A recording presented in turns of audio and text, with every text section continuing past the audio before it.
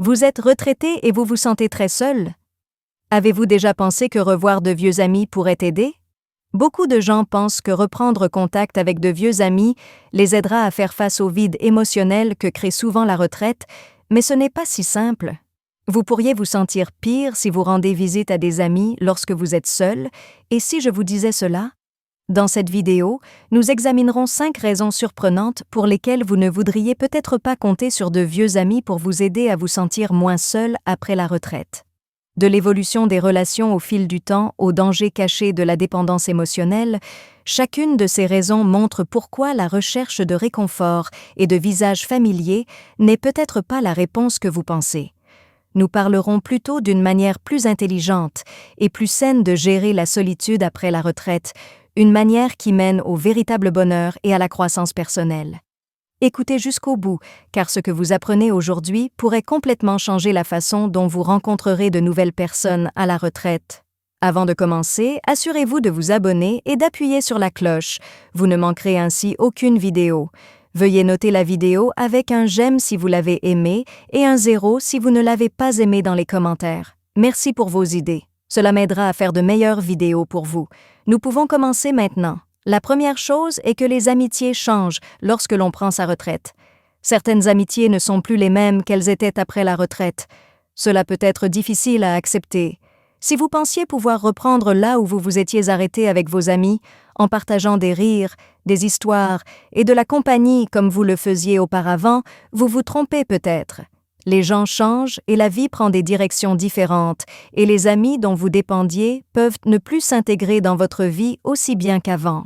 Pensez-y, avant que les gens ne prennent leur retraite, les routines constituaient une grande partie de la façon dont ils se faisaient des amis. Vous vous êtes peut-être vus au travail, pendant le déjeuner ou lors d'événements le week-end, lorsque vos horaires étaient respectés. Mais maintenant que ces chances ne sont plus là, il faut plus de travail pour maintenir les amitiés vivantes. Et lorsque vous allez voir d'anciens amis, vous constaterez peut-être qu'ils ont de nouvelles habitudes, de nouvelles relations ou même de nouvelles priorités qui ne vous incluent pas toujours. Prenons le cas de John. À 72 ans, il se sentait très seul, parce qu'il avait quitté son emploi de longue date. Il pensait que renouer avec de vieux amis l'aiderait à se sentir mieux, mais quand il l'a fait, il a découvert que beaucoup d'entre eux avaient déjà tourné la page. Certains voyageaient, d'autres passèrent du temps avec leurs petits-enfants, et d'autres encore ne semblaient tout simplement pas aussi intéressés à rester proches. John s'est rendu compte que ce qu'il pensait de ses amitiés ne correspondait plus à la réalité, le faisant se sentir encore plus seul qu'avant. La vérité est que certaines amitiés ne sont pas censées durer éternellement. À mesure que les gens changent, les choses qui maintenaient les amitiés pourraient ne plus fonctionner aussi bien aujourd'hui. Lorsque vous rendez visite à de vieux amis, ne vous attendez pas à ce que les choses soient les mêmes qu'avant. Cela pourrait conduire à une déception. La chose la plus intelligente à faire que d'essayer de trouver du réconfort dans le passé est d'accepter que les choses changent et de se concentrer sur l'établissement de nouvelles connexions qui ont du sens pour vous maintenant. Numéro 2. Vous n'êtes peut-être pas là où vous devriez être pour trouver du réconfort.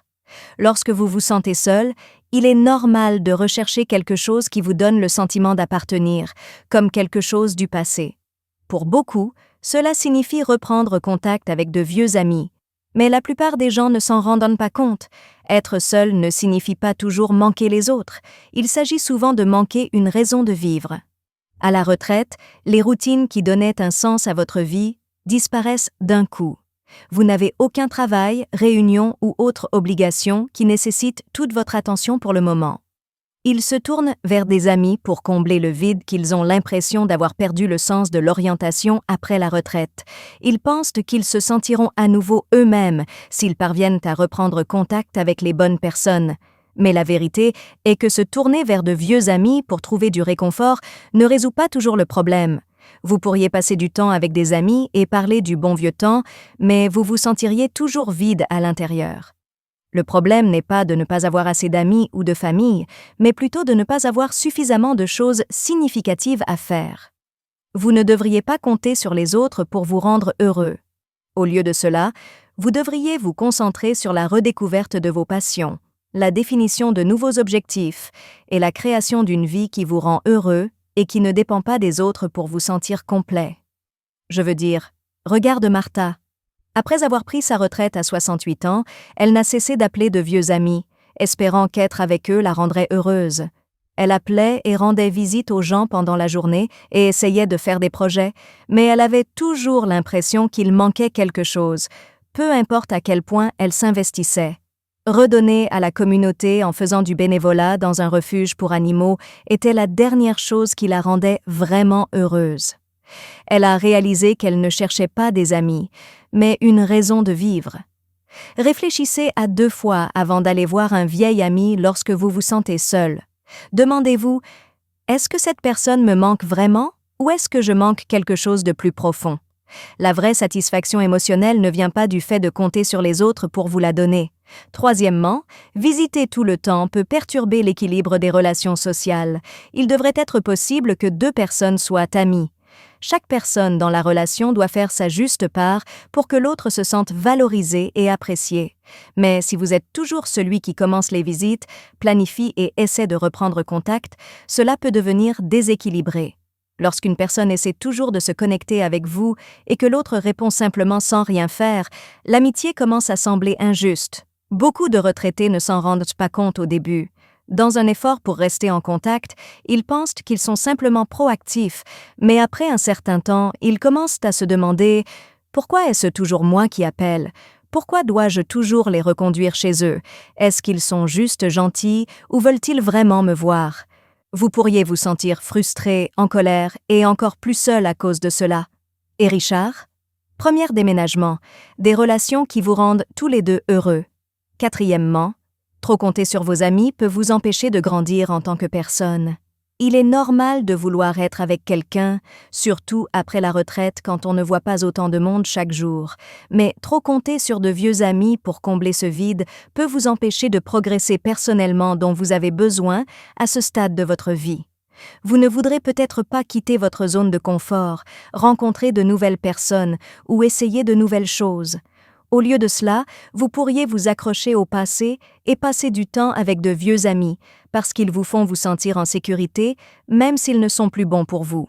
Cela lui est arrivé à Barbara, une veuve de 74 ans qui essayait depuis des années de rester en contact avec ses amis d'enfance. Pour éviter de se sentir seule, elle les appelait ou se rendait chez eux pour se remémorer le bon vieux temps. Mais elle a commencé à se rendre compte que ces interactions ne lui permettaient pas de se sentir épanouie ou libre. Elle n'a rien appris ni essayé de nouveau. Elle revenait simplement à ce qu'elle savait parce que c'était plus facile que d'affronter le changement. La vérité est que nous devons changer en vieillissant. Cela ne signifie pas rompre avec de vieux amis, cela signifie simplement déterminer quand ils ne sont pas bons pour notre santé et notre bonheur. Au lieu de toujours penser au passé, pourquoi ne pas rendre l'avenir passionnant? Sortez de votre zone de confort et faites quelque chose que vous remettez à plus tard depuis un moment. Vous pouvez encore vivre pleinement votre vie après votre retraite. C'est un nouveau chapitre que vous pouvez choisir comment remplir. Est-ce que je viens parce que j'en ai envie ou parce que j'ai peur de la suite? C'est quelque chose que vous devriez vous poser si vous réalisez que vous vous accrochez à de vieilles amitiés par habitude plutôt que par vraie joie. 5. Les amitiés qui ne sont pas équilibrées peuvent vous fatiguer. Les amitiés sont censées apporter bonheur, soutien et connexion. Mais si vous continuez à avoir des amis qui ne correspondent pas à votre énergie, vos valeurs ou votre mode de vie, cela peut vous épuiser au lieu de vous élever. Être dans une amitié peut nous obliger à la maintenir même si cela ne nous satisfait plus. Et à mesure que nous vieillissons, notre temps et notre énergie émotionnelle deviennent plus précieux que jamais. Est-ce que passer du temps avec quelqu'un vous a déjà fait vous sentir plus fatigué que plein d'énergie lorsque vous rentriez à la maison? Il est possible que la conversation ait semblé forcée, qu'il l'ait dominée par la négativité, ou que vous ayez réalisé que vous faisiez tout le travail émotionnel alors qu'il ne faisait pas grand-chose. Ce n'est pas une vraie amitié. C'est une rue à sens unique. Plus vous avez d'interactions de ce type, plus vous pourriez vous sentir épuisé émotionnellement au lieu d'être redynamisé. Prenons le cas de Thomas.